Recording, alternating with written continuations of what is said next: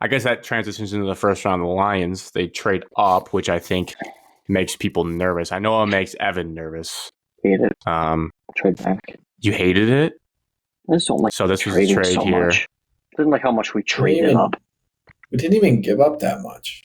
We gave up a third for next year. We basically just gave up in this trade. We gave up the third and we got a seventh because you get, obviously you just swap first round picks. Get Terrion Arnold.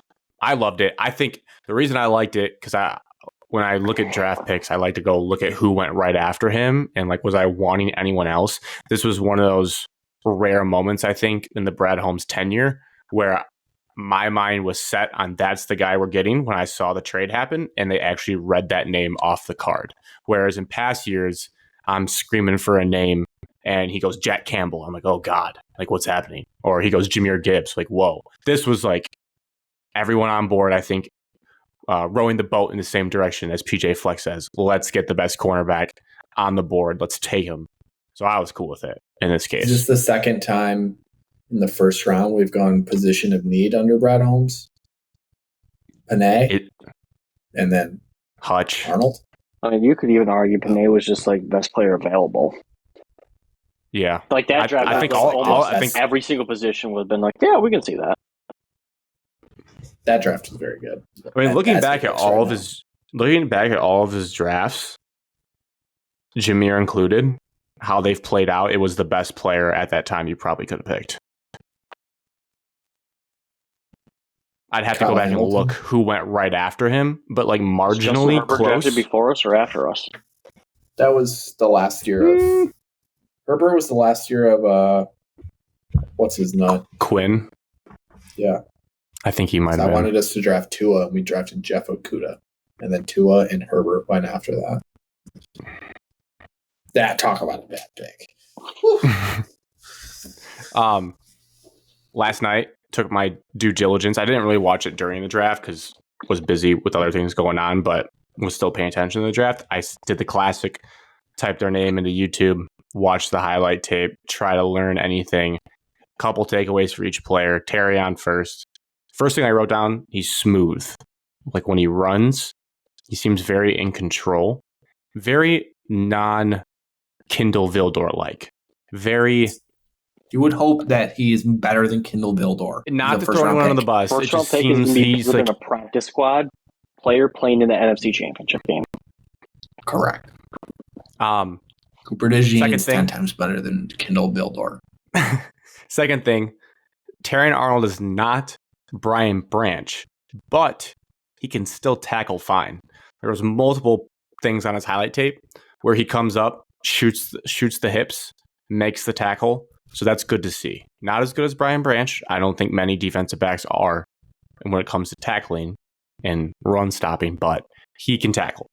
And then another thing, 2 more points. The third one, when you watch his tape being in the SEC, you like to look at who he's playing against. That's a big thing that Alex does. He always will discredit someone if it's against lower competition. When you pop on the Terrion Arnold YouTube highlights, you see him covering Brian Thomas Jr., Ladd McConkey, A.D. Mitchell, and Evan Stewart from Texas A&M, who transferred to Oregon, who's going to be a good receiver this year. You see all those guys making plays, breaking up passes against all of them. That's 2 first-round picks in there. McConkey was early second. And then there was another clip, let's see if I can find it here, of him running downfield, stride for stride, with Xavier Worthy. Because one of the big knocks, I think, if anything, on Terrion Arnold was that he wasn't as much of an athlete as some of the other players. But if you're able to see this, it might be a little choppy, obviously. But there's him downfield here, running stride for stride with Xavier Worthy and making a play on the ball in a football game.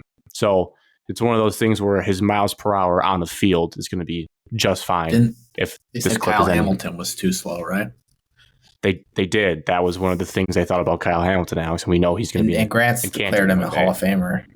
Correct. So. Yes.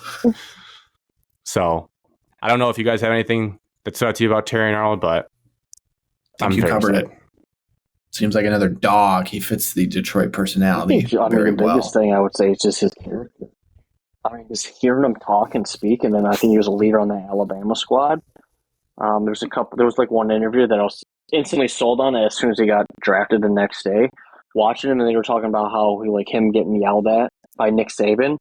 He was kind of like, "Yeah, this is what we signed up for." But the day that the typical coaches speak, like the day he stops yelling at us is the day he gives up on us. So as long as he's yelling at me, I'm kind of happy because I need to do things better, and he's kind of holds a standard for us. And I think he wants to be better. He wants to be the best corner. I think so too. To your point, to add on to that, there was a story about he got benched in either high school or early college. He lost his starting job, and he wrote it on a note card or something, made note of it, and like looked at it every day and uses that as his motivation to never get beat out again.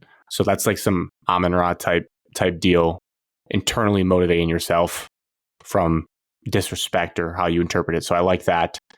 And then, I mean, you said, Evan, Nick Saban, taking a defensive back, especially from Nick Saban, because he even said I watched a little bit of the ESPN stuff too, just to hear him talk, but like he even said, like, I work with the DBs and cornerbacks the most at our program because that's what I like to do. That's my background. So you see it with Brian Branch. Give me someone that was coached for 4 years, 3 years by Nick Saban. From Alabama, that's actually translated pretty well into the NFL. Probably the highest hit rate, maybe wideouts. Those two position rooms are probably the highest hit rate. Not quarterbacks, but the other ones. So, yeah, very excited about that.